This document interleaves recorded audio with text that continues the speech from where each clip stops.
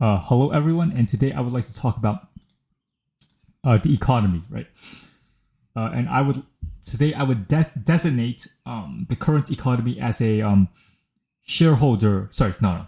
Well, that's true, yeah, but no, a pension holder economy, right? So primarily, today's economy can be understood as a pension holder economy because old people are the biggest demographic, right? So people, people who are retired or close to retiring, right? People for whom one of their most valuable assets is their pension plan, right? And their retirement plan, more broadly speaking, right? So their pension plan refers to, their asset fund that is managed by, like BlackRock or some mega corporation that's managing like their pension fund or their that's going to fund their retirements, right? But that's not their entire retirement plan, right? So if you're like a 65-year-old and you're retired, right? Within your retirement plan, you're gonna have real estate, right? So you're gonna own a house, maybe two houses, and you're gonna be part of this mega corporate pension plan as well, where they're gonna engage in investments internationally, right? They're gonna own stocks, real estate, and commodities, and they're gonna make all kinds of corporate investments and whatnot, so that you have a putatively stable and resilient source of income when you are old, right? So yeah, the current economy's biggest demographic are old people, right? The most powerful demographic, and so that's why we live in a pension holder economy. So I'm going to understand what this means and what the consequences are. And I'm going to slightly close the window. Hold on.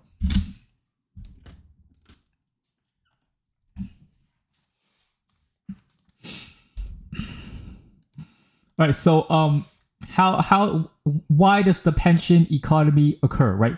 So the pension economy, right? So the pension economy occurs because pension funds become massive, right? And old people, right, retired or soon to be retired, are the most powerful demographic, right? They're the biggest demographic. They're also the most powerful, financially powerful, right? Politically and financially most powerful. And right. So why do pension funds become massive? Because so why do pension funds become massive? It's because people work for corporate jobs. Because people work for these corporate careers, where the company provides them with an exorbitant pension plan, right?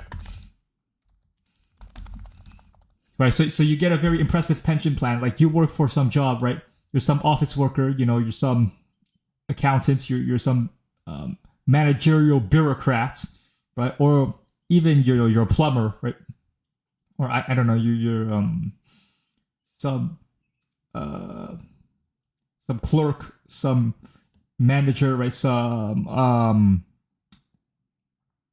well, what jobs are there? Some logistics technician, like some financial analyst, some I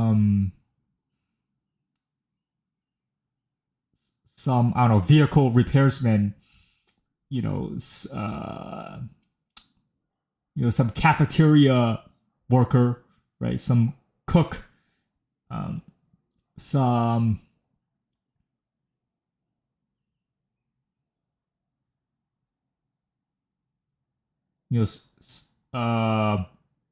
some kind of these jobs, right? A lot of these jobs really are very overrated in their value, right? Because oftentimes when people go to work, a lot of times they're just sitting around doing nothing, right? So they're still getting paid, but like just a normal office job, right? A normal corporate job right? And you're gonna get a very impressive pension plan, right? Because and this is like in the past, right? So maybe in like the 19 right 50s to like the 1990s, right? To the 2000s, right? Let's say like 50 years ago or 70 years ago, right? So decades ago, right? You could find a job and then they would give you this very impressive compensation package with dental benefits and like a retirement package, right? So with this retirement package, what's going to happen is um, there's going to be like a matching deal, right? So the deal is that for every dollar you put in the pension plan, the company's going to give you $1, right? So if you put $100 in a pension plan, there's going to end up being $200, right? If you put $1 million, it's going to end up being $2 million, right? And they're going to deduct this from your paycheck. And so, yeah, so it's like money's coming out of thin air, right? So how is this even happening, right?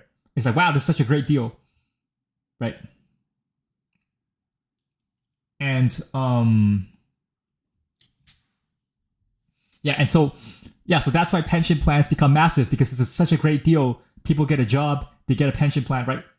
And yeah, and so why are there so many old people, right? Why do old people become the politically dominant demographic and the most financially powerful? Why? It's because of a fertility crisis, right?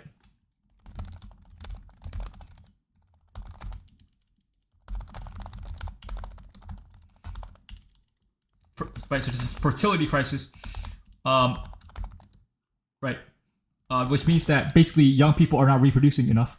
So, so because the young adult population is declining relative to the old population, old people have more relative power, have a disproportionate share of the power in politics and the economics, and so why does the fertility crisis happen?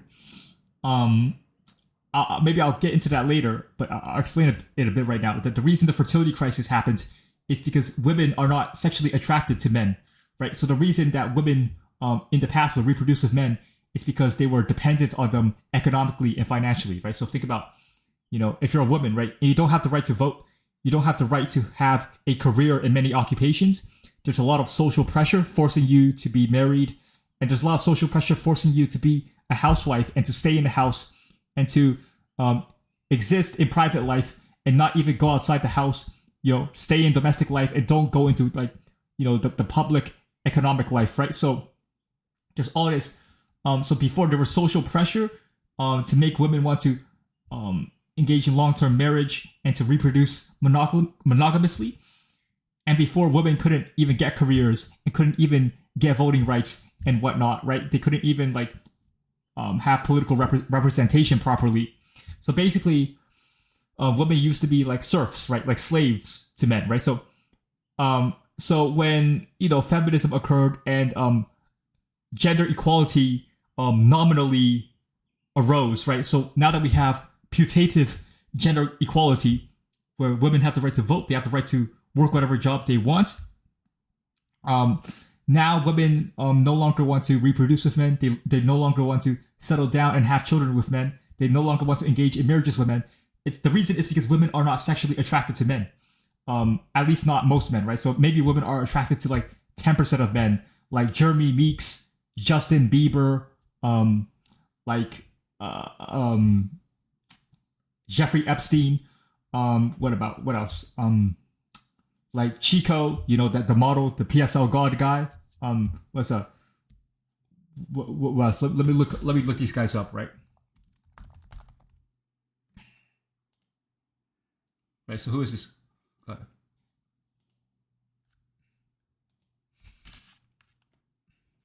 Right. So let's see.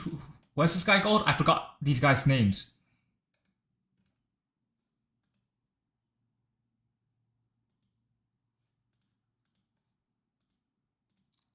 Hold on. I'm trying to find names. Right.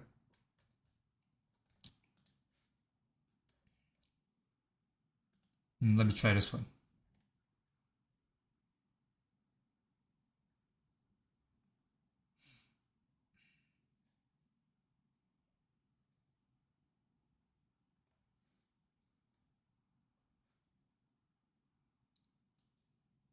this is very dubious. I don't think this is exactly true. Let me see. I mean, there's no way. So this is 50% of the population, really? Let me see. Uh,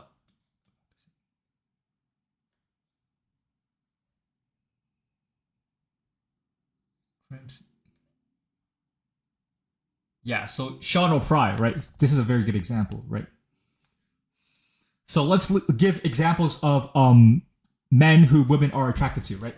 So Sean O'Pry is a very good example. You can see here he has very good facial features, right? Very you see very deep set eyes, right? Very attractive. You see his side profile. He has a very robust jawline. It's very there's very good forward growth, right? Very good, very good mid face ratio. You can see here his facial thirds are very masculinized, and you can see how just tight his mid face is, right? It's very compact, very attractive face here. And we can give another example, right? Francisco Lachowski, right? I don't know if I'm pronouncing this correctly. Right. So let's look at this guy, right? You see, he was more attractive when he was younger, right? See, just very harmonious face, you can see. Right. But I'm gonna be honest, I'm not very impressed by Chico, I don't think. But I think, okay, the ultimate mogger, okay, you want to see the ultimate mogger, Jeremy Meeks, right? Jeremy Meeks, right? Just for being a criminal, he became a millionaire, right? He was able to date a female billionaire just for being a criminal, right? He was able to have women pay to get him out of jail just because he committed a crime and had to do a mugshot, right? So he had women send them erotic pictures of themselves when he was still in jail so that he could masturbate, right? And this is because of his great personality. No, it's because he has very impressive facial features. You can see, right? Very dimorphic eyes, right? Very ideal eye separation ratio. His jawline is very impressive, actually. Look at the bone density of his jaw, right? His bone density, right? His like, I've never seen someone with such dense bones in his chin. It's very impressive. Like, it's a very aesthetically pleasing face, right? And yeah, very compact mid face. Overall, very harmonious face, right? Like the ultimate mogger, Jeremy Meeks, right? So basically, women are not attracted to men, right? Women are not sexually attracted to men. They do not wish to be inseminated by men. They are only attracted to PSL gods and chats, right? So basically, like 80% of men to women are like background characters. They're like cockroaches. They're nothing, right? They're like we take a walk on the street, right? And there's grass on the ground, or there's a rock on the ground, or there's like a worm on the ground, or there's like an ant on the ground. You don't think about these things, right? You don't even think these items in reality are sexual partners, right? You're not going to think an ant on the street is a sexual partner, right? You're not going to think the mailman who you don't even see, right? Even if you see him, you don't think about it, right? Or like you take a walk, there's grass on the ground, there's rocks on the ground, there's oxygen molecules, right? None of those things in reality are potential sexual partners to you. They don't even register in your brain, right? They don't register in your brain as potential mating partners. That's how most men are, right? So most men are to women like insects or blades of grass, right? You're nothing, right? We're nothing, right? So obviously, the reason there's a fertility crisis is because women are not attracted to men, and because there's no longer a necessity for women to even be in marriages with men. There's no necessity for women to date men, because what do you need men for, right? You don't need voting rights from men. You already have voting rights, right? You don't need women. You don't need men for money. You can get a job, right? So men are useless, right? And men are not attractive, men, right? So that's why there's a fertility crisis. It's simply because women are not attracted to men. Because we just assume women are heterosexual. Women are not heterosexual. They are PSL god sexual. They are chat sexual. They are Epstein sexual, right? They are Jeremy Meeks sexual. Now, so that's why there's a fertility crisis, and that's why there's an aging demographic, right? There's demographic collapse. Now let's look at so let's explain the pension system, right? So this is the pension system, right? So imagine you are the head of a company. You are the boss of a company, right? You are the CEO or whatever, right? You're the big man, okay? And you need to incentivize people to hire. Sorry, you need to incentivize people to join your company. You want to convince people to be your employees, right? So you want people to work for you, right? Because you took out a loan from the bank, okay? Like you're the boss, okay? So what you do is you took out $1 million loan from the bank to start a company, okay? You're gonna start a corporation. You gotta start a corporation, right? You gotta call it, and then you're gonna, I don't know, specialize in sales, right? You're gonna sell, I don't know, freaking furniture, right? You're gonna sell furniture. You're gonna sell clothes. You're gonna sell food. Right? You're gonna sell slop, right? You're gonna sell TVs, okay? You're gonna sell computers, right? You're gonna sell all these products, right? You have a corporation called Corporation. I don't know. You have a corporation, okay? And you took out $1 million loan from the bank, okay? Actually, no, that's not enough, okay? You took out $1 billion from the bank, right? A small loan of $1 billion, like Donald Trump would say, right? And then now here's the problem, right? Who's gonna work for you, right? Who's gonna work for your company? So now you just convince your employees to work for you, okay? So how are you gonna convince your employees to work for you? Pension plan, right? Pension plan. Why pension plans, right? Because pension plans is a good way to enslave your employees for the next 50 years of their life, right? So how do you convince an employee to work for you for 40 years, right? Pension plans. You're not allowed to take out the money until you become old, or even if you don't, or if you take out the money early, then you're not gonna get as much money out of it, right? So you need to convince employees to work for you for the long term, and basically you want your employees to be slaves to you for 40 years straight, right? You want them to just stay in your company, don't leave the company, don't stop working, work really hard for me, right? Be focused on the objectives of the corporation right now, right? So yeah, keep working, okay? So how do you convince these employees? Pension plan, okay? How does the pension plan work? Well, matching, okay? You have like a 401k or whatever, right? A Roth IRA, whatever the fuck, okay? You have matching money, okay? So matching money, what does that mean, okay?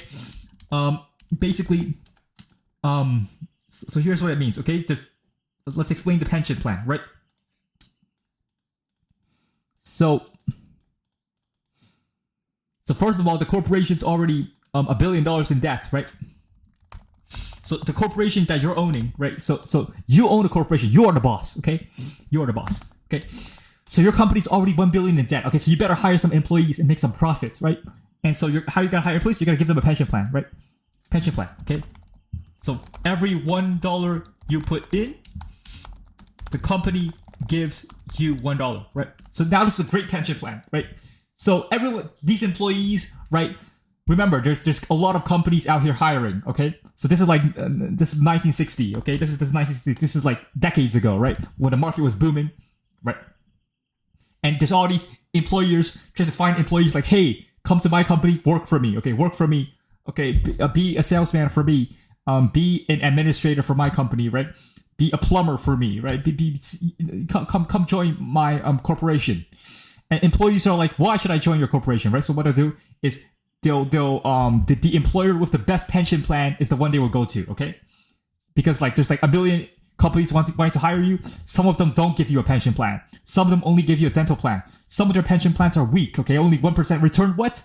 Right? So you go for the company with the best pension plan. Now, what's the pension plan deal, okay? Every $1 you put in, the company gives you $1, right? So imagine this, right? So let's say you got this guy over here, right? So okay, let's say you have these employees, and these employees are called A, B, and C. Okay, so A is going to put $100 in the pension fund, right? And so now you owe him $100. You owe him $200 actually. So you're the boss of the company, right? Or you're the company representative, right? You're the entity, really. Okay, so the problem with corporations is that you can't actually hold anyone accountable. So you can only hold the legal entity of the corporation accountable. So forget about, so yeah, the boss exists, but it's really the entity of the corporation, okay? So now the corporation is liable for $200, even though it only received $100 from the employee. Do you see what I mean? Okay, so let me explain this very clearly, okay? I want to make sure everyone understands, even if they're stupid, right? Even stupid people should understand my videos, right? So look. Here's $100, right? And then here's $100, right? And here's $100, right?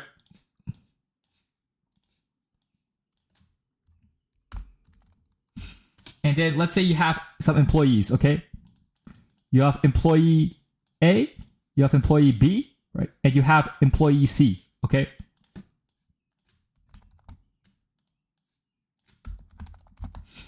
And then now you have the corporation, right?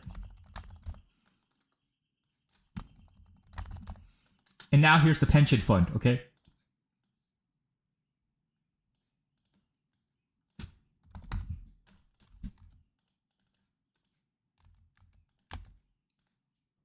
Bro, I don't know the pension fund. So okay, I have a pension fund, right? And now so now there's $600 in the pension fund, right? So this is very strange because so employee A puts $100 in his pension fund. Employee B puts $100 in his pension fund. Employee C puts $100 in his pension fund, and so on, right? So there's like a bunch of employees, right? But let's start with 3, okay? So think about it. So now there's $300 in the pension fund, right? You think there's no, there's not $300. There's $600. Wait, so how is it that $300 magically became $600? How is it that when employee A, B, and C each put $100 into their pension fund, right? That would be $300, right? But no, actually, the pension fund has $600. What? So, okay, think about this, right? Imagine you are a corporation, right? And the employees gave you $300, right? It's deducted from the paychecks for the pension plan, right? So you receive $300 from employees, right?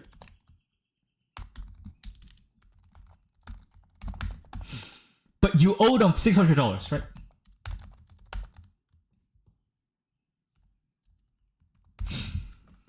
Okay, so it's very strange, right? So how is it that when the employees give you $300, now you owe them $600? How are you going to find this money? How are you going to pay them back for their pension plan? How does it? It makes no sense, right? It's magic. It's witchcraft, right? So let's go for the actual example, right? So now there's a million employees in the economy, okay? There's way more employees, okay? There's a bunch of employees, right? And they put $1 trillion into the pension plan, right? And remember, now your corporation has gotten bigger, okay? So you're the boss man, right? And your corporation is now $1 trillion in debt. Why are you in debt? Because you need the debt to fund the growth, right?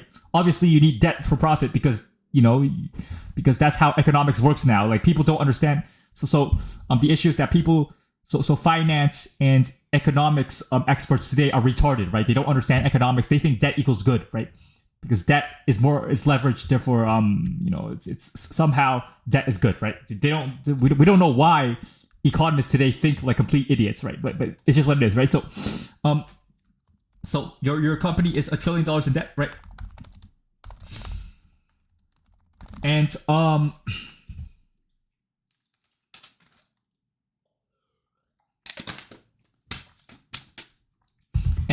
because of the matching principle, right? The matching deal, right? Now you owe the employees $2 trillion, right? Okay, so now here's the issue, right? So this is just basic accounting, right? So let's see how much money you have and how much money you owe, right? So these are assets, liabilities, right? Let's think about this, right? So the employees, gave you $1 billion, right? No, gave you $1 trillion, right? And you owe them $2 trillion, right?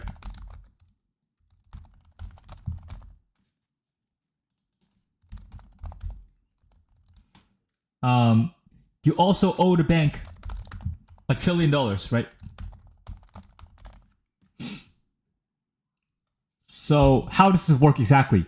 Because the employees gave you $1 trillion so that you as a corporation could put it into a pension fund, but now you owe your employees $2 trillion, right? So the employees give you $1 trillion, you owe the employees $2 trillion, and you still owe the bank $1 trillion because your company expanded, right?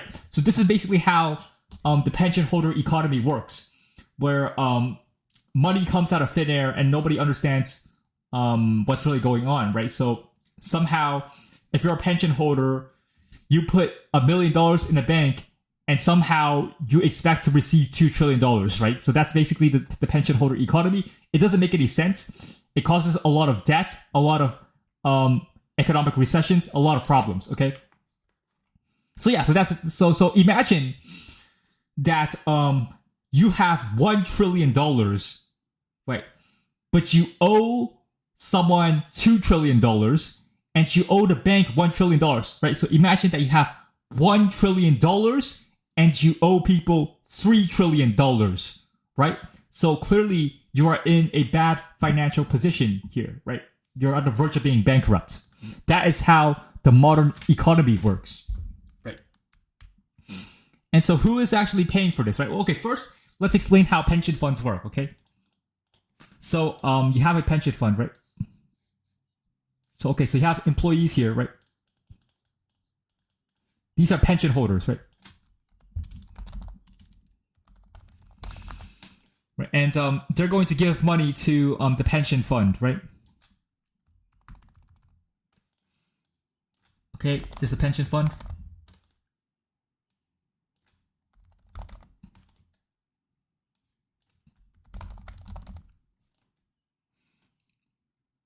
And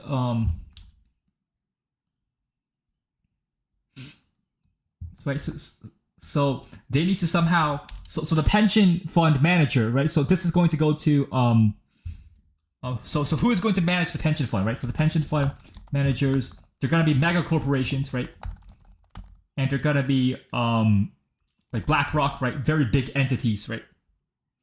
And so why do mega corporations why are these big companies the one who manage these pension funds? It's because they need to create stable profits, right? Stable returns for the pension holders, and they need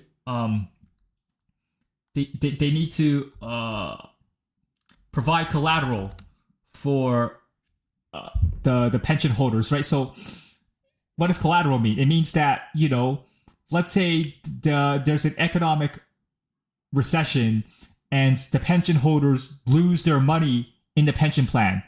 You need to be able to provide something of value to these pension holders if you lose all your money. So what is a collateral? Right, it's going to be real estate and commodities, right? Or it's going to be bonds, which are just IOUs, right? So, or stocks, right?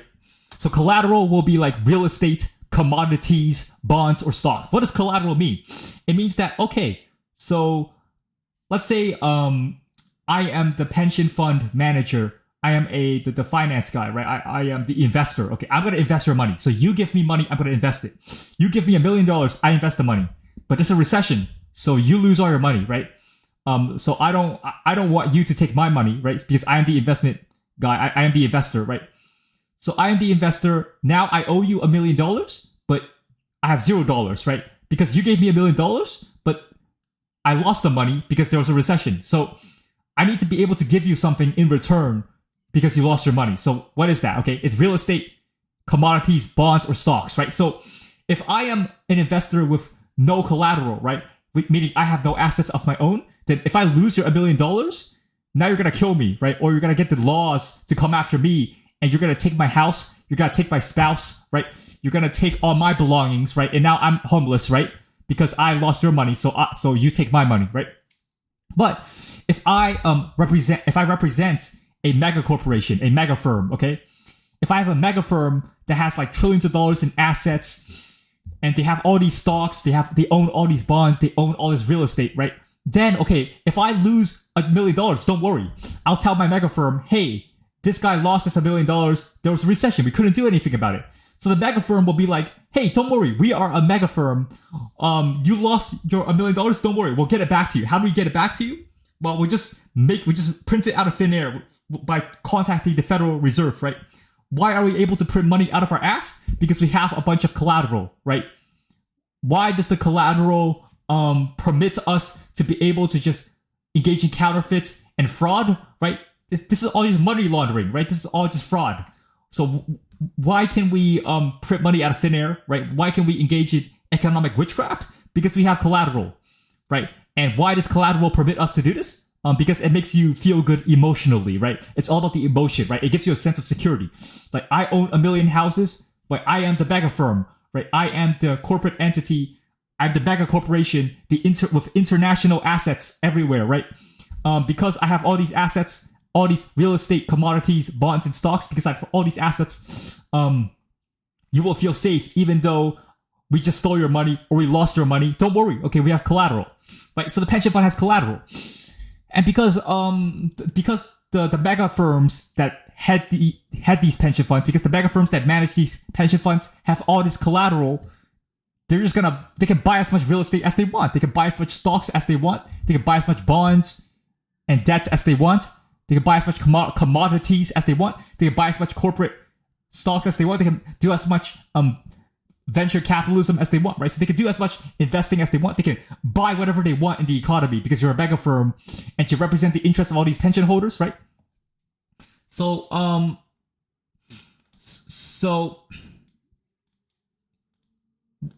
let's review what I just said, okay? Because I have to explain this very clearly, right? So in a pension fund, you want guarantee that you get your money back, right? So you need stable value of the fund, and you need guaranteed profits, right? So that there's compound interest, right? Basically, you gain money, right? So with a pension fund, you want a guarantee that if you put money into the pension fund, you can get it back, right? Just like you put money in your bank account, you can withdraw it at any time, right? Another thing is that in a pension fund, you want guaranteed profits, because if you're gonna work for 40 years, you want to take advantage of compound interest, right? What is compound interest?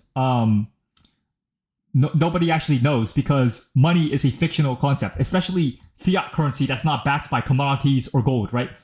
Money that's unbacked by gold, it's completely fictional. So what is compound interest? It's a fiction upon a fiction. It's a complete lie. It's just made up, right? It doesn't actually exist. Pension funds are just an illusion, right? They're basically a fiction. And so, how do you maintain the illusion, right? You maintain the illusion by having a lot of collateral, right? Asset holdings, and through monetary inflation. Basically, printing money out of thin air. Right.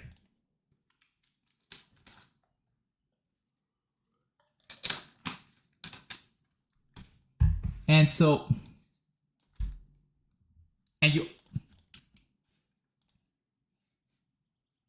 right? So basically, the pension fund is a complete scam.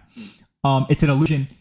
There's nothing real about it, right? It's like, oh, I'm gonna put in $1 million. I'm just magically gonna get a guaranteed like 2 million. Like, this is nonsense. Okay. So the illusions of the pension fund, right?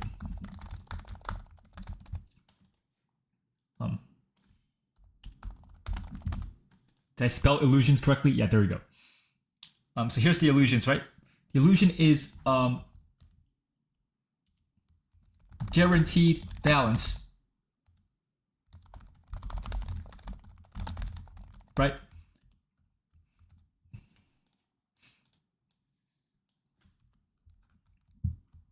Right. gu- guaranteed profit, guaranteed returns, right?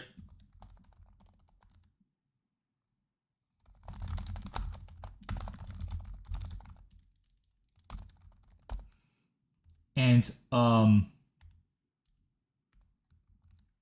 compound interest, which is just guaranteed profit on steroids.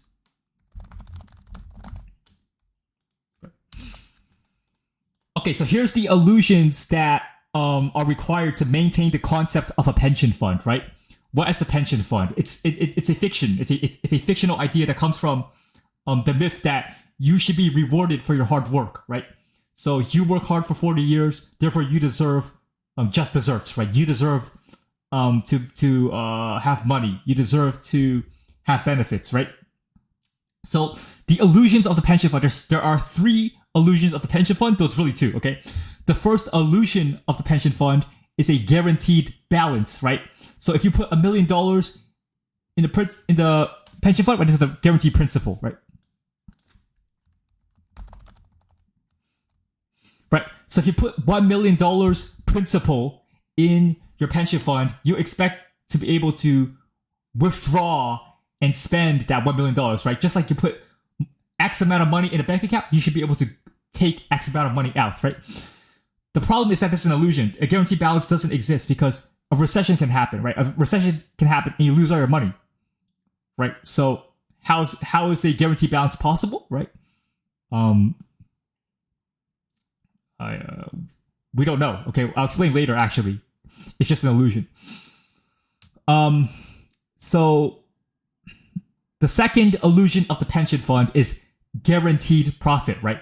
Guaranteed return on investment.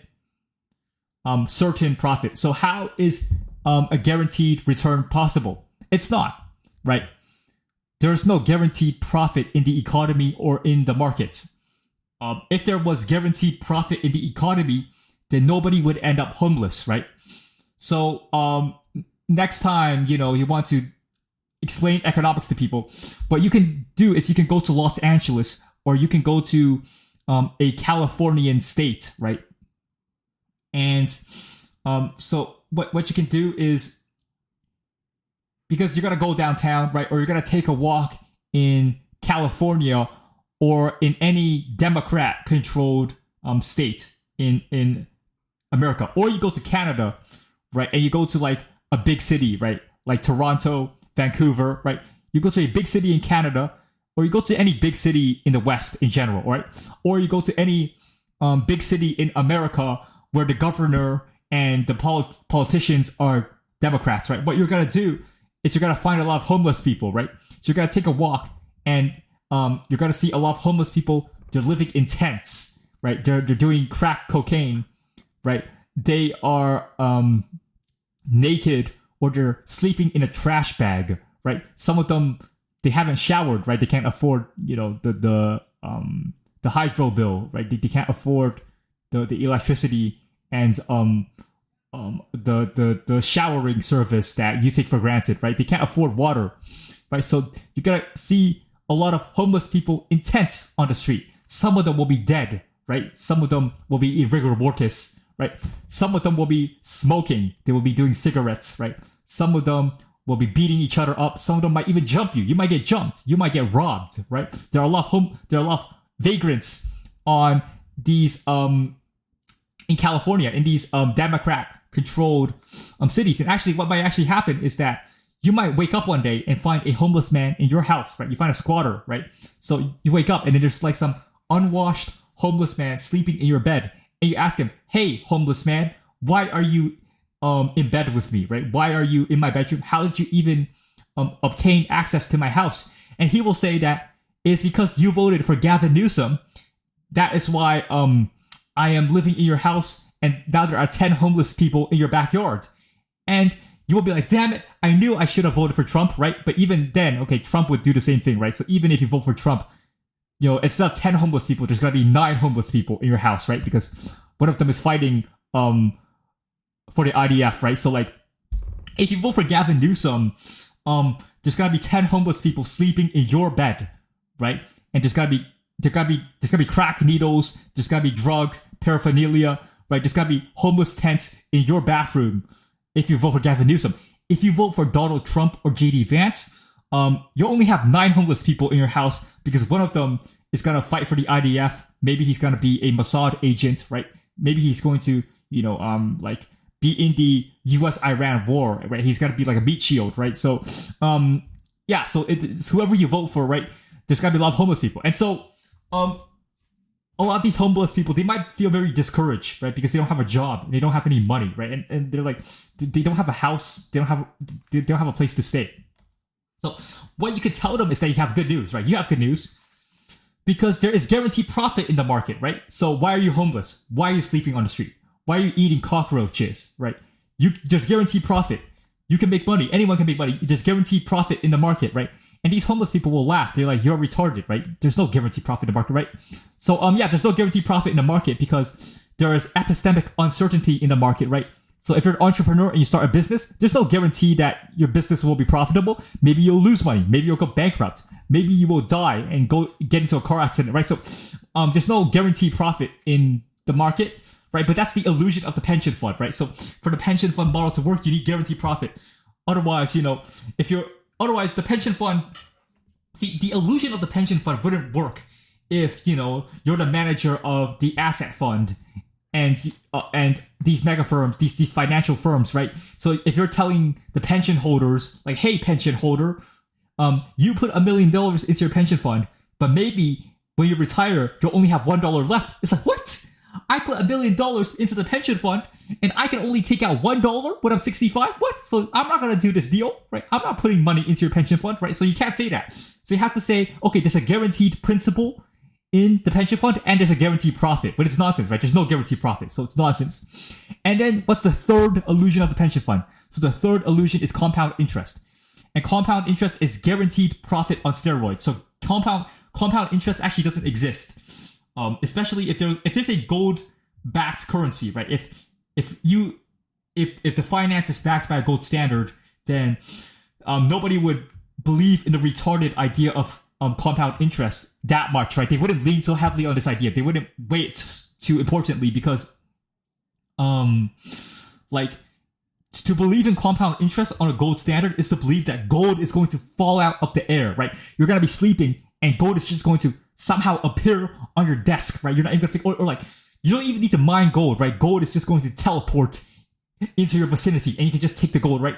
Or like, you're gonna be eating a meal and gold is just going to somehow end up on your plate, right? Like, gold is some kind of quantum variable. It exists in superposition and sometimes it just appears out of nowhere, right? Bam!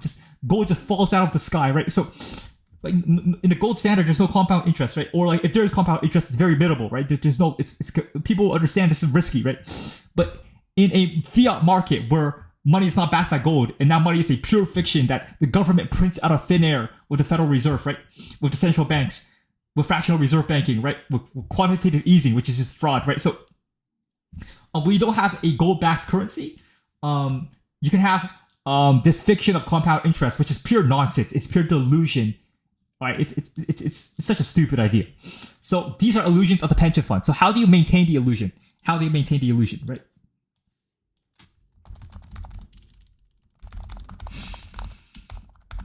Right. So you are the fund manager, right? So you are the mega firm. So you are the international mega firm of financial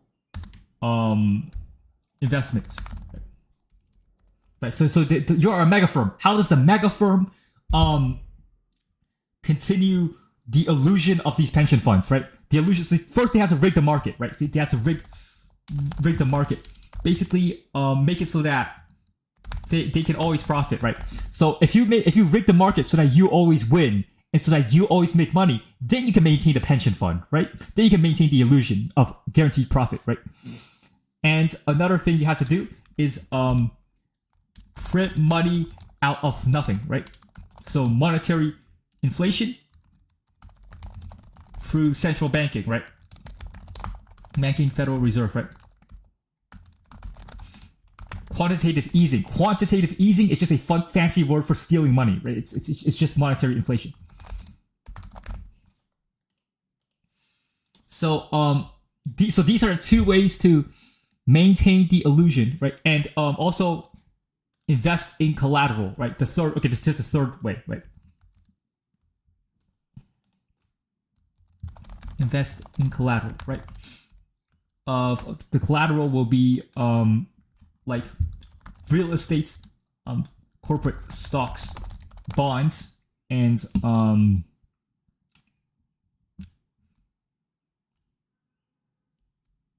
commodities, right? So there are three ways to maintain the illusion of the pension fund, right? The first way is to rig the market. Basically, you're the mega firm, so you're gonna buy the government. Basically, you're just going to integrate with the government. You're going to rig government policies upon the economy to rig it in favor of the pension scheme, right? So that the pension fund always wins in the market. And the second way is to print money out of nothing, right? So you're the mega firm. You're going to tell the government to print money out of thin air. And with central banking and the Federal Reserve, quantitative easing, and fractional reserve banking, right? That's very important. Fractional reserve banking, okay? And the third way, so here's the first two ways. The first way is to rig the market. The second way is to print money out of nothing. The third way is to invest in collateral, right? So invest in a lot of collateral. So what you're gonna buy. So you're the mega firm that runs these pension plans. You're going to buy a lot of real estate, buy a lot of corporate stocks, blue chip stocks, buy a lot of bonds, buy a lot of commodities, and that way. This is not going to, solve the problem of the illusions of the pension fund, but it's going to make people feel better. It's going to give people a sense of emotional security because you have a bunch of collateral, especially in real estate and land holdings, right? So, what does this look like in practice, right? So, actually, there's a fourth. Okay, so I forgot one very important aspect of the pension holder economy, right?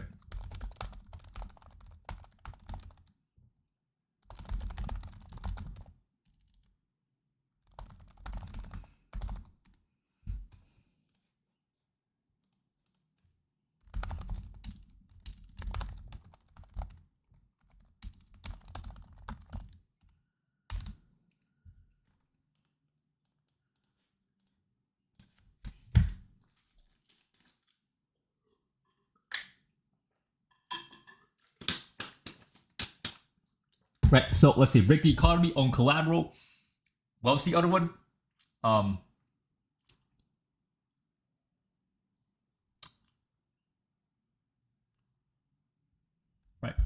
you have to restrict supply, reduce innovation, and there was another one I wrote before, right? Let me see if I can find it.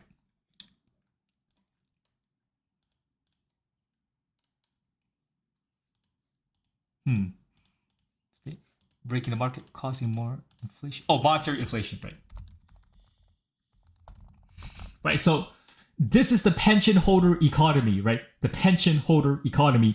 And the pension holder economy runs on the incentives of the financial mega firm, right?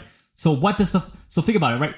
You are a pension holder, you put money in a pension fund, and the financial mega firm is going to take advantage of it. So why is the financial mega firm going to run all these pension funds, right? Why?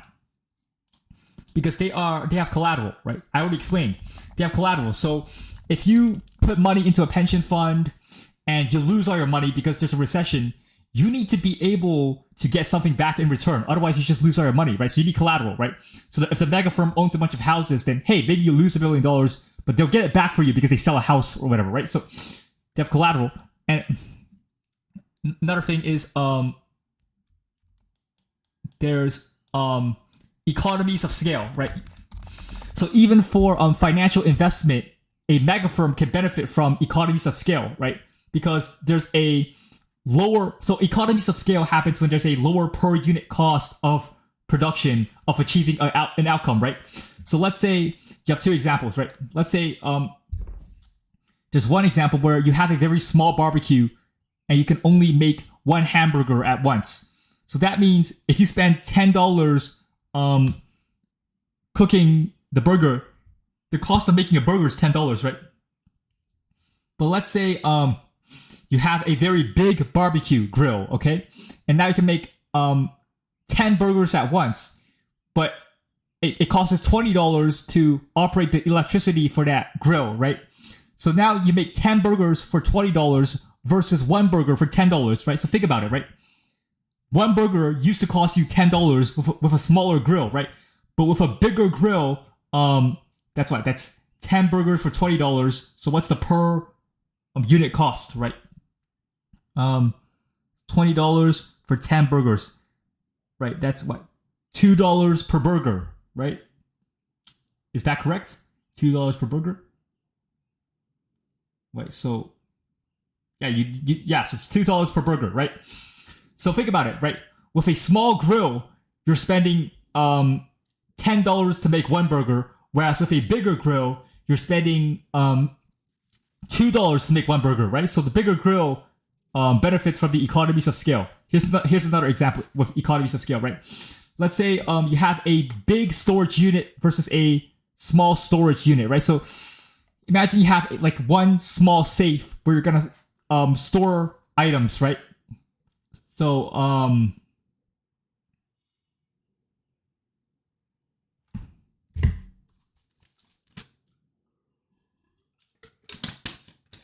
right, so it's gonna cost you like $100 per hour to maintain this safe, right? So let's say you're providing a service where, okay, you put money into my safe, right? You store goods in my safe, and I'm gonna make sure that you can get it back whenever you want it, right? It's gonna be safe with me, okay? So then people put their belongings into your safe, right? But you need to maintain the safety of your safe, right? You need to make sure that your safe isn't gonna get robbed, right? So you need to hire bodyguards. You need to hire some surveillance cameras, right? In case the bodyguards steal the stuff, right? You need to make sure the safe is clean. You need to make sure the small storage facility doesn't, like, I don't know, grow like diseases and parasites, and there's not like moss and like germ spreading on the storage facility, right? So that's gotta be very expensive, right? So you're gonna need to charge like maybe at least $150 per hour just to make a profit on your storage business, right? But if you had access to a very big storage facility, right? So like I'm talking about like the size of a mall, the size of a football stadium. You had all this access to storage, then you could actually charge a lower price for the same service, because now the per unit the per square feet cost of storage is lower, right? Because you might be able to store 1 million people's belongings rather than one person's belongings, right? So because you can provide services to more people, because your scale is bigger, right? You can provide the same service to more people. You can charge them each individually less, which means you can make more profit even though you're reducing your price per person, right? So that's the economies of scale. That's the benefit, right? And let's apply this to the financial mega firm that's managing all these pension plans, right? So you're the mega firm, and you need collateral, right? Because you need collateral for your pension fund. So you're gonna buy 1 million houses, right? But because you're buying 1 million houses, right, you don't need to pay as much for each individual house, right? For example, if you're the mega firm, okay, let's say here's a mega firm, okay, let's say here's it, and then here is the individual, right? And then here's a landlord, right, with 3 houses, right?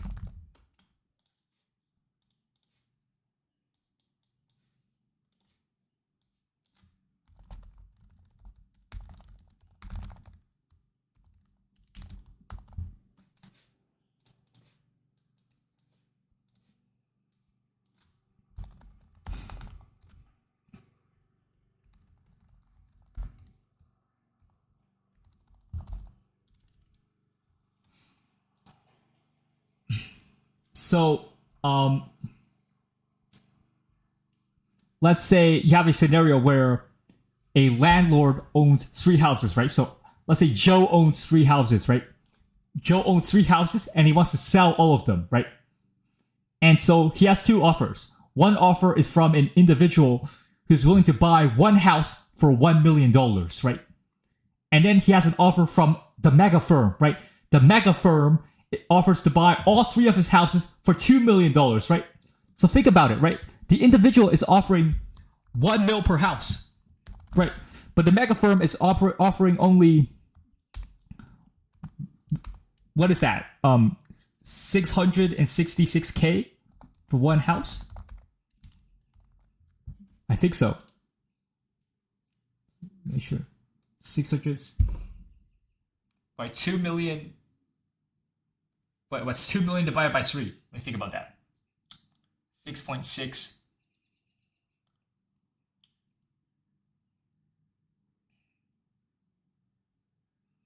Yeah, so it should be 666,000 for each house, right? So the individual is offering to buy you 1 house, buy 1 house from you for $1 million. The mega firm offers to buy all 3 of your houses for 666,000 per house, right? Think about it, right? If you're trying to maximize individual profit per house, you're going to take the individual's offer, right? Because you can't take both offers, right? Because the mega firm wants all your houses, and you can't give the mega firm all your houses if you sell one to the individual, right? So you have to take one deal. Let's say you have to take one deal. But you're going to take the mega firm deal because you would rather have, you would rather lose out a bit for each house, but get more in your gross profit than to gain more per house, right? Because yes, the mega firm is offering to buy 3 houses for $2 million, right? So they're only paying 666,000 for 1 house. Whereas the individual's buying 1 house, but he's willing to pay $1 million per that house, right? But you're gonna take the mega firm's deal. Why? Because the mega firm allows you to have $2 million right now, whereas the individual only lets you have $1 million right now.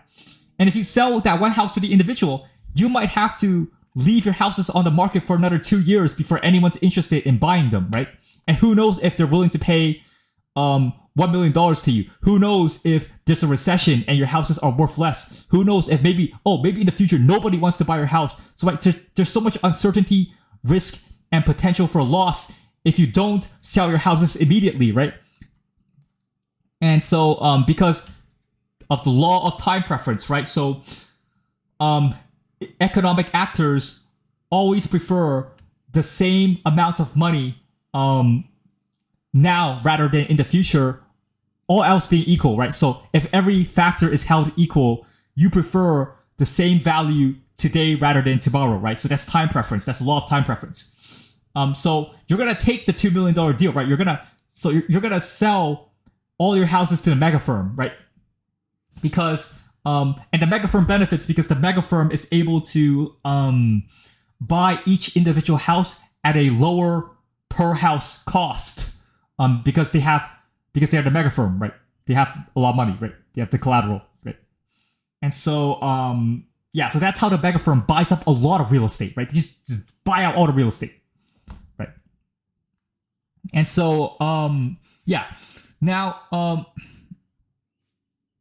that's why the mega firms are going to control the pension holder economy, right? So let's explain further. Pension holder economy, incentives of the financial mega firms. So the financial mega firms are going to control the pension holder economy. So what are the incentives of the financial mega firms, right? The first is to rig the market. So what does rig the market mean? It means they're going to basically integrate with the government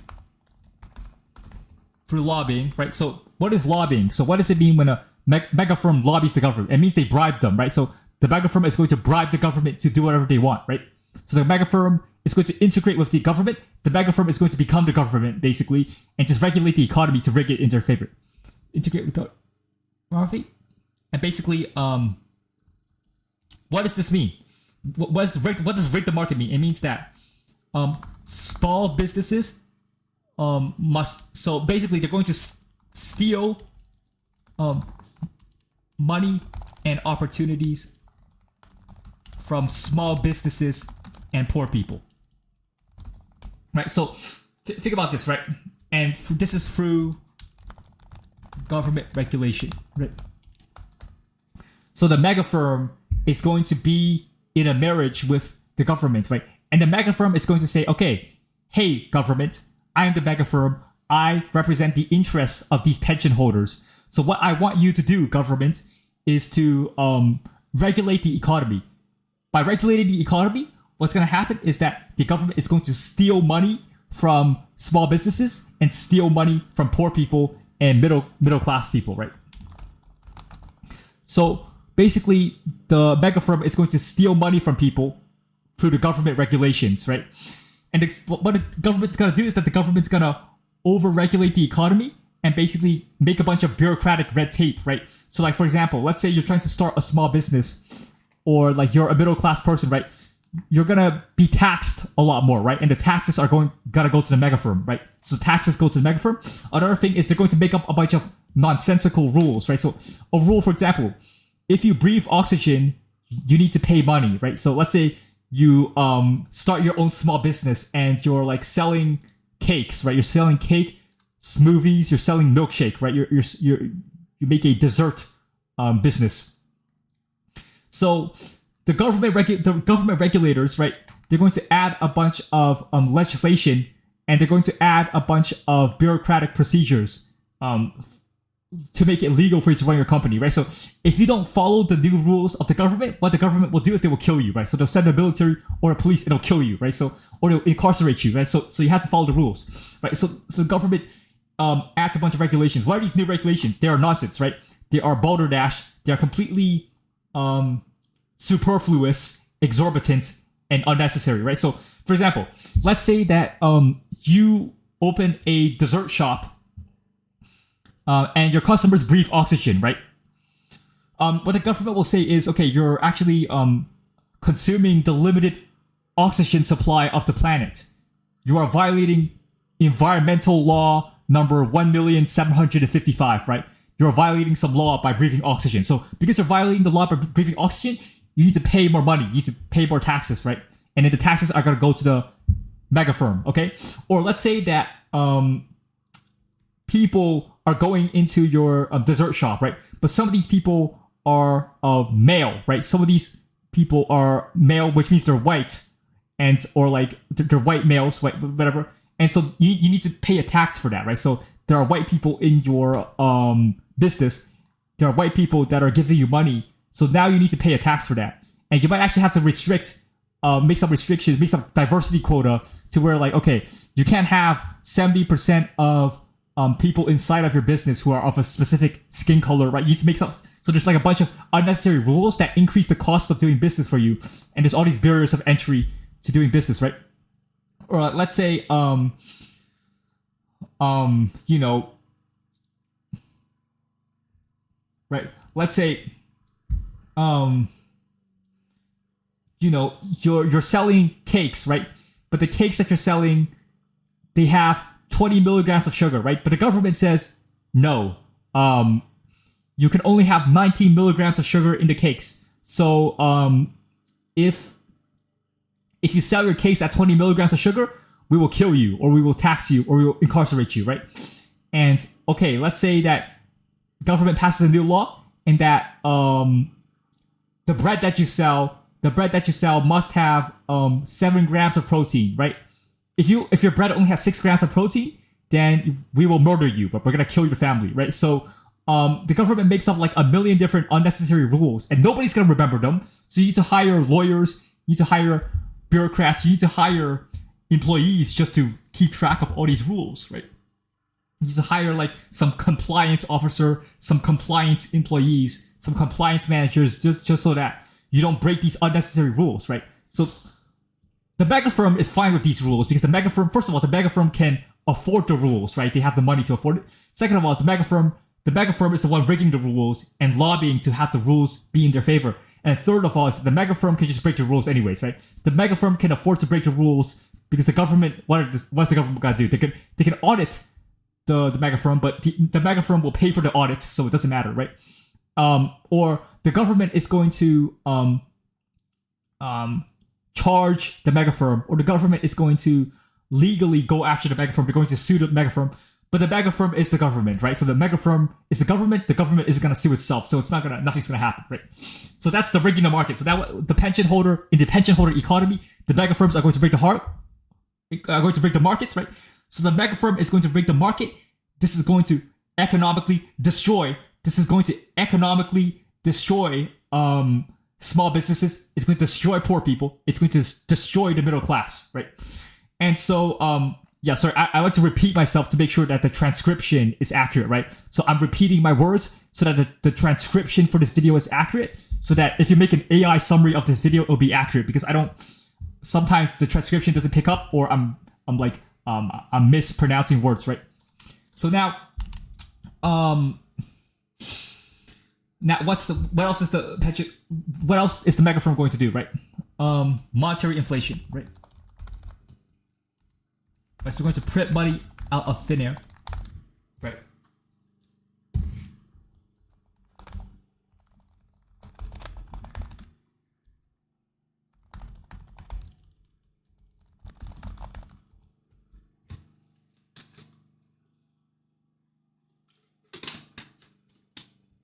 Right. So, what is fractional reserve banking? Fractional reserve banking means that when you put money in your bank account, when you put money in the bank can just steal your money. That's what fractional reserve banking means. And how do they back this money, right? So fractional reserve banking means that your money is not backed by gold. Your money is not backed by anything of hard value, right? So they're gonna start printing fiat money. It's gonna be inherently worthless. So that's fractional reserve banking. It's fiat printing, right? It's monetary inflation.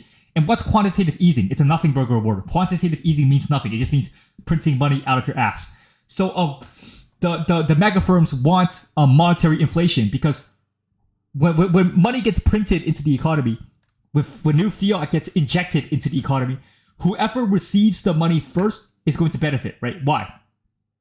Because let's say that here are the limited resources in the market, right? Right. And you are the central banker, right? You are the central banker. And now you're going to print a bunch of money. You're going to print a bunch of money, right?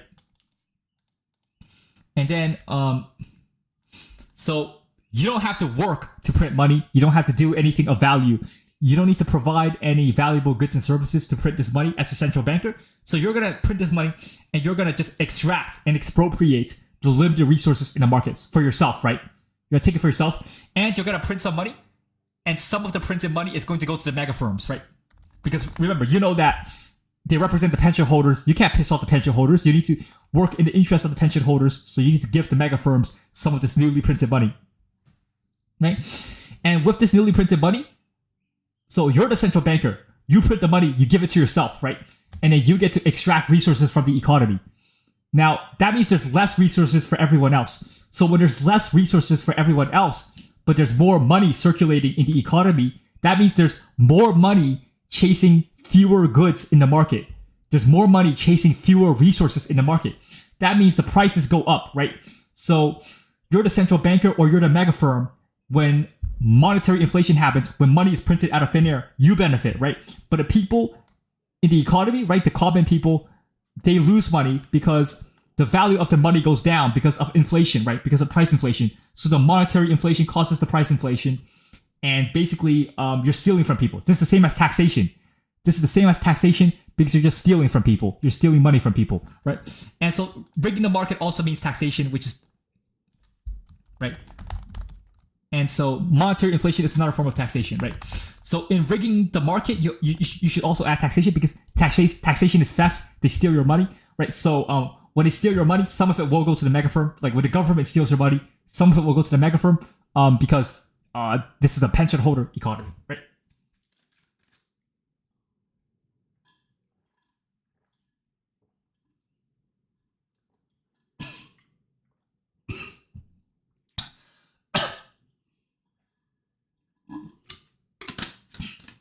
So yeah, choked on water. Now, what's next? So we need to keep explaining, right? We need to explain everything, right? Pension holder economy. Incentives of the mega firm. Right, break the market. So crush, do steal from and destroy small businesses and poor people. Right. And so, what you're gonna do? You're gonna buy. You're gonna monetary inflation, right? Steal money from people via fiat printing. Okay, so I've already explained that in a pension holder economy, the incentives of the mega firm is to rig the market, which means to steal from, right? To steal from and destroy small businesses and poor people and the middle class, right? And then another incentive they have, another strategy that they'll do is monetary inflation, which is steal money from people via fiat printing, right? Fiat printing, which is stealing money. Now, right, also taxation, right? So taxation is theft, and they will steal your money. The mega firms will steal your money. Now, through the government, right? The mega firm controls the government. They steal your money. Now, next, what are they going to do? They're going to restrict supply of housing and goods, right? So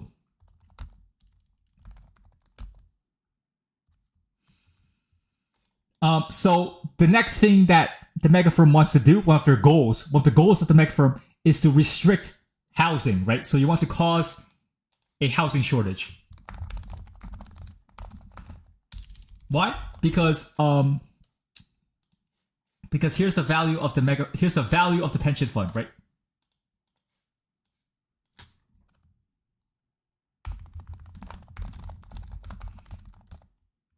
It comes from the value of the assets, right?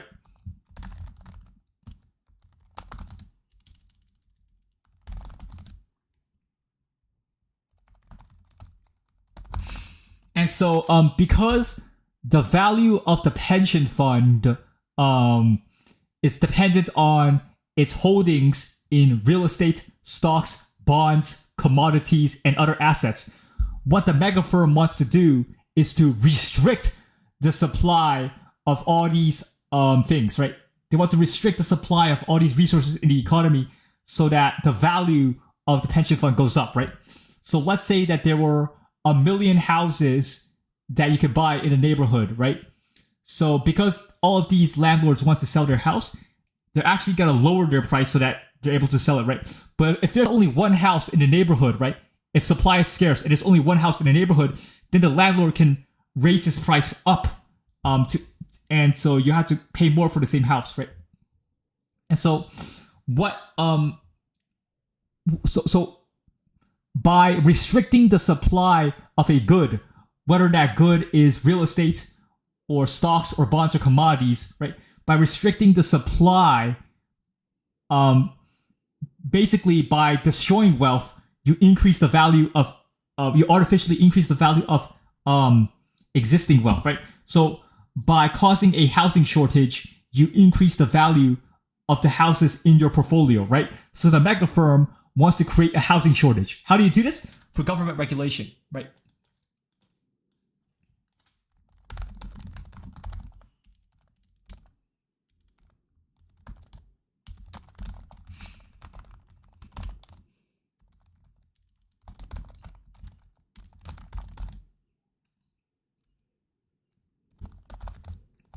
Right. So you're going to cause a housing shortage. How do you cause a housing shortage as the mega firm?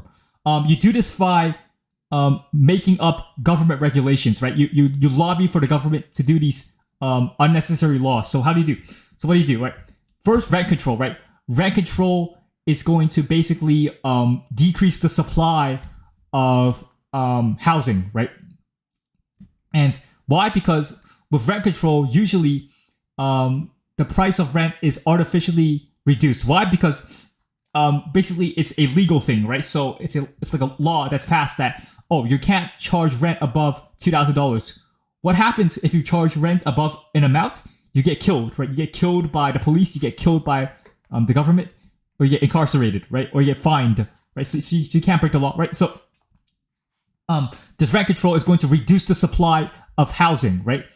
It's just like if you reduce the supply, so if you reduce the price of anything artificially, you'll get less of it, right? So let's say, for example, you reduce the price of Big Macs to $1, right? You force McDonald's to sell Big Macs at $1. What would happen is that McDonald's would either stop selling Big Macs or they would sell less Big Macs. Why would they sell less Big Macs? Because it wouldn't be profitable, right? So like maybe the buns cost money, right? The patties in the Big Mac cost money. The lettuce, the sauce all cost money. And hiring the employees to make the Big Macs cost money. Having to deal with the logistics and the shipping of the supplies required to make the Big Mac requires money. Paying security guards for McDonald's might cost money, right? So it costs money to make the Big Mac. And if you're making the Big Mac cheaper and less profitable, then they can't sell the Big Macs anymore, so they're going to sell less of it, right? So if you restrict the supply of a good, you increase the value of your existing holdings and ownership of the good, right? So they want to cause a housing shortage. Another thing that these mega firms will promote is unnecessary laws to increase the cost of building housing, right? So it's not just the mega firms. The government wants this too, right? Because the government are parasitic bureaucrats, right? They want to add a bunch of unnecessary laws, right? The government are parasites. They want to steal your money, and they're going to add a million useless laws so that they can hire more bureaucrats, so that they can steal more money from the people through taxation and other ways of stealing money, right? Why? Because they're parasites, right? And so they want to steal your money, and they're going to make up some excuse like, oh, we're doing this for the good of the community, blah, blah, blah. We're doing this for the public good. We're benefiting poor people, blah. It's all nonsense, right? They're doing the exact opposite of what they're saying. They're benefiting the exact opposite of the people who they say they're benefiting, right? Because they want to steal your money, right? They'll say, oh, we're doing this for poor people, blah, blah. It's nonsense, right? So they're going to make a bunch of unnecessary laws to increase the price of housing. What are they going to do? They're going to say, okay, for example, right? I'm the government. I'm colluding with the mega firm, and we want to restrict. We want to cause a housing shortage. We want to restrict the supply of housing. What we're going to do is that, okay, if you're a construction company and you want to build an apartment, we're going to charge you for every oxygen molecule that you breathe, right? So every time you breathe oxygen, so while you are constructing the house, while you're constructing the affordable apartments, right? Every time you breathe oxygen in the process of building the apartment, we're going to charge you $1, okay? We're the government, we are the mega firm, right? We need your taxation money, but we're gonna charge you, okay, for oxygen. And every time you make a window on your building, right? Every time you build, you construct, and you implant a window onto the apartment, right? You need to pay a licensing fee. So you need a license for each window that you place upon your apartment, right? And if you're a construction company, you need to pay us $50,000 for each room that you build in the apartment, right? So you need to pay us money. If you want to build a bathroom, you need to pay us money, right? And the toilets in your architectural design, right? The toilets in your apartment cannot exceed 1 meter, right? And also, if there are more than 2 cockroaches in your apartment at once, you will be fined $1 trillion, right? So there can't be more than 2 cockroaches. So yes, you're building affordable housing, but there can't be more than 2 cockroaches in the entire vicinity of the residents, right? And also make up some random laws like, okay, there must be 27 trees at least surrounding your building, or else you are violating the oxygen protocol, right? You need to support global cooling, right? You need to be part of the global warming agenda. So you need to build 27 trees around your apartment, right? And 5 of those trees have to be sakura blossoms. They have to be cherry blossoms.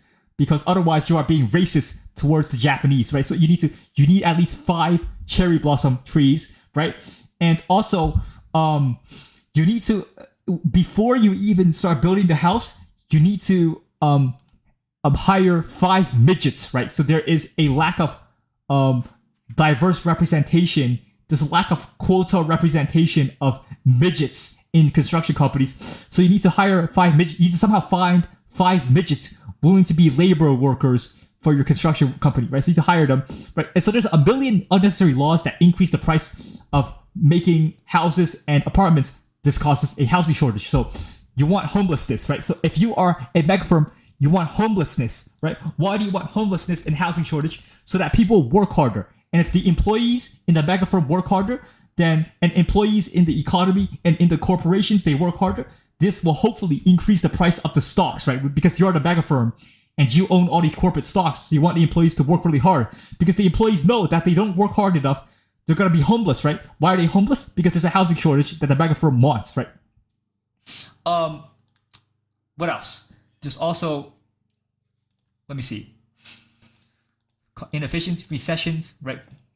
And you actually want recessions, right? Because if there's a recession, then everything becomes cheaper. If there's a recession, the prices of the real estate and stocks go up. So if you're the mega firm, a recession is good for you because you can just buy up everything. And yeah, some people will lose their money, but who cares? Like, so that is those are the incentives of the mega firm. Oh, there's one more. Right.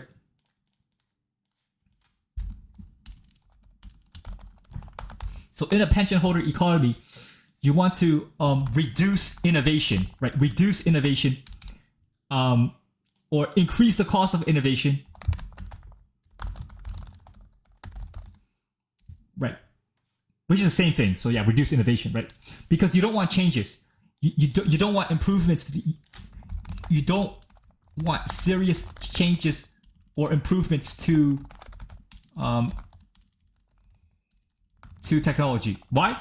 Because the problem with innovation is that sometimes people might be unemployed, right? And so, you know, if you're a corporation and you're owing these pension holders all this money, right? You don't want them to be unemployed because then how are you going to profit, right? How are you going to take money from their salary to put in your pension fund and have more leverage, right? So you want to, in a pension holder economy, you want to reduce innovation because let's say I invent a new pill that cures cancer immediately, or I invent a new pill that makes your health so good that you never have to see a doctor again. This pill has to be banned, right? You can't have this pill or you have to make this pill almost impossible to invent because then the doctors will be out of a job, right? So people think, oh, doctors benefit you. Doctors want you to stop being sick. Doctors want to improve your health. This is true to an extent, but they also want you to be sick because then they have a job, right? So if you're not sick, you don't visit the doctor, and they don't prescribe you any drugs, and they don't make any money, right? Or like, let's say an invention that allows you to teleport, right? You can't if there's some teleporting device invention that allows you to go from place to place in a millisecond, right? So I can go from France to Germany in 1 millisecond. I can go from Russia to Quebec in 1 minute, right? I can go from Australia to Nunavut in 1 second, right? You can't allow this teleporting device because then these car companies are gonna go bankrupt, right? A lot of people are gonna go bankrupt, and so you can't allow these innovations, right? And so you need to engage in luditism or whatever it's called, Ludditism, I don't care, okay? Or like you need to ban if there's a miracle pill that increases your IQ by 100. No, you can't allow this to be innovated, right? Because then a bunch of teachers will go out of business. A lot of teachers will lose their jobs. A lot of educators and universities will lose money. So you can't allow innovations, right? So a pension holder economy has to reduce innovations. And the only innovation that's acceptable, the only innovations are those that occur within the mega firm structure, right? So if you want to innovate, you have to be a part of the mega firm, right? So you have to be a servant of the mega firm. So how do you do this? Right? Intellectual property. Intellectual property basically means having ideas is illegal, right? So having new ideas is illegal unless you pay $1 million to have a patent, right? So what does intellectual property mean? it basically means if you think of an idea, you get killed, right? So let's say both of us have the same idea. We make up the alphabet song, right? A, B, C, D, E, F, G, H, I, J, K, L, M, N, P. Okay, you do that and you get murdered, right? You go to jail, right? Why? Because someone else came up with the idea of the alphabet song before you. Therefore, he has rights to the intellectual property, and you're violating his right. Now, this is nonsense because intellectual property is not a valid form of property. You can't own an idea. The reason that property exists is to reduce conflicts. What is conflict? Conflict is mutually exclusive action over the same scarce resource. Conflicts can only occur over rivalrous resources, resources which are limited and rivalrous. So like an apple, like two people can't both eat the entire apple. Or a house is a rivalrous resource because two people can't both reside in the entire house at the same time. So two people can't own a limited resource, a rivalrous resource at the same time, right? Or like a commodity, like a piece of metal, right? Two people can't both be the owner of a piece of metal. That's why property exists for limited resources and rivalrous resources. But ideas are not rivalrous. Two people can share the same idea. Two people can use and think of the same idea with no problem, right? So a song is an idea. Two people can use the same song and there's no contradiction. Nothing happens, right? It's not like one person immediately dies if I sing the same song as them. Or two people can come up with the same idea. Two people can have the same innovation, right? And there's no problem, right? So intellectual property is an invalid form of property, right? So what intellectual property does is it restricts innovation, makes innovation illegal, right? Makes innovation illegal, right? Unless you're backed by the mega firm, right? Unless you're backed by the mega firm, you're not allowed to innovate. You're not allowed to have new ideas, right? So that's intellectual property. And basically, so this is the same as restricting supply. You want to restrict the supply of innovations so that you as the mega firm can control the supply and add it to your collateral and add it to your portfolio, right?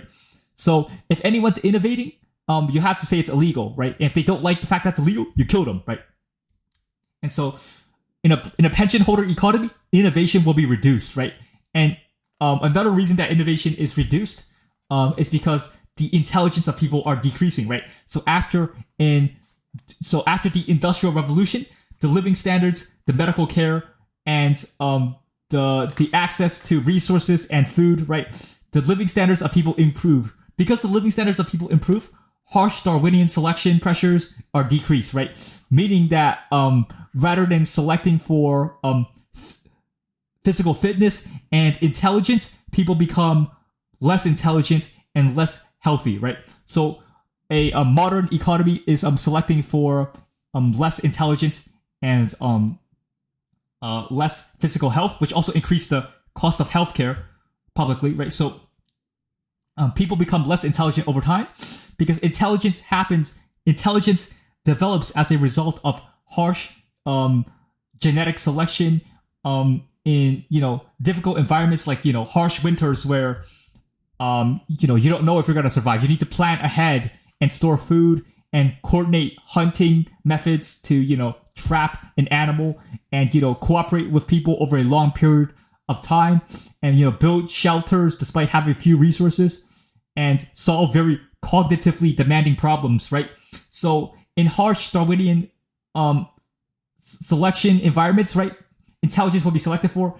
And also prior to modern healthcare, right, infant mortality rates would be very high, meaning that a lot of people don't even exist in childhood, right? People die before their first birthday, and this is actually a positive genetic selection in favor of overall fitness and intelligence, right? Because generally speaking, physically fit traits are intercorrelated, which means that there is a general G factor for intelligence in psychometrics, right? There is also a general fitness factor, right, which will be correlated with health, intelligence, pro-social behavior, and whatnot, right? So basically, because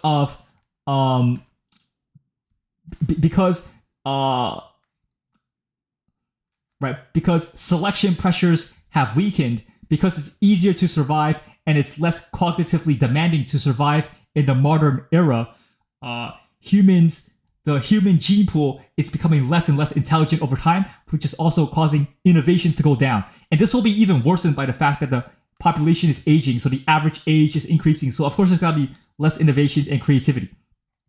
Right. And remember, everything I say in this video is satire, comedy. This is just a disclaimer for the community guidelines. Everything I say in this video is entertainment for educational purposes. It's all speculative philosophy. A lot of the natural selection idea I explained, like with like eugenics and dysgenics, right, is from Edward Dutton. Now, I don't endorse eugenics. This is just a descriptive video. Everything I say in this video is satire, comedy, and educational purposes, right? Take everything I say with a grain of salt. I'm not claiming epistemic certainty, right? I have to say this, or YouTube probably ban me, right? So that's the pension holder economy.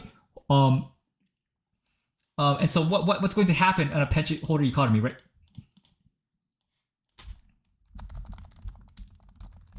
Right. There's going to be rising homelessness, right? Rising homelessness because homelessness is going to increase because of restricted housing supply, artificially restricted housing supply. There's going to be recessions, right? Remember, the mega firm doesn't care if just recession, because if there's recessions, prices go down, they can buy up everything, right? They buy up all the assets. There's going to be recessions, right? There's going to be a lot of migration, right? There's going to be migration from poor countries into wealthier countries, right? Because you want poor workers, because you can pay them less, and they're going to be like more resilient and hardworking in these like menial labor jobs, whatever, right? Menial, however you pronounce the word, right? There's going to be rising unemployment, right? Because you actually want to restrict the job supply. You want to restrict the job supply. That way, more people become reliant on the mega firm, right? Because the mega firm, it's a collaboration of a lot of corporations that provide goods and services. So unemployment, there's actually no problem with it, because the mega firm will still survive. If anything, it just makes people more reliant on the mega firm, right? And eventually, a lot of people are going to die, right? So there's probably going to be civil unrest. There's going to be wars, right? And then a lot of people are going to die. A lot of death, right? So you can think of this as a Darwinian selection event, right? You can think of this as a genetic selection event, which happens throughout history, right? There's cycles of rise and fall. There's cycles of providence and decadence, right? There's cycles where there's civilization, and then civilization collapses, and then civilization comes back again, right? It happens, right? So it's a lot of death is going to happen, like a lot of mass death, right? So this is the pension holder economy, right? It's going to be rising poverty, right? So, right, of course it's got to be poverty, because you know the mega firm doesn't care, right? So they can actually benefit from poverty, right? Because once again, your lack of wealth is something that the mega firm can exploit, right? So you have no power, you're weak, you're broke, okay? The mega firm can exploit you more easily. So that's the pension holder economy. I hope you have benefited from this video. I hope that you have learned something. Thank you. And I'm on to the next one.